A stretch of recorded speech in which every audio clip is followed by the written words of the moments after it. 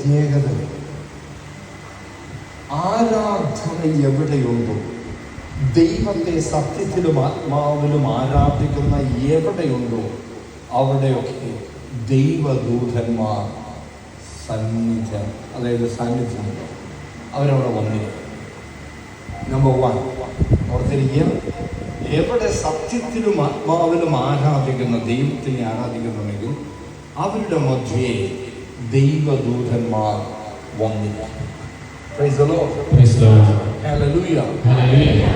Number 2, ദൈവദൂതന്മാരുടെ ശുശ്രൂഷകളിൽ ഒന്നാണ് സംരക്ഷിക്കുക. കർത്താവിൽ വിശ്വസിക്കുന്നവരെ സംരക്ഷിക്കുക. ആരെയാ സംരക്ഷിക്കുന്നത്?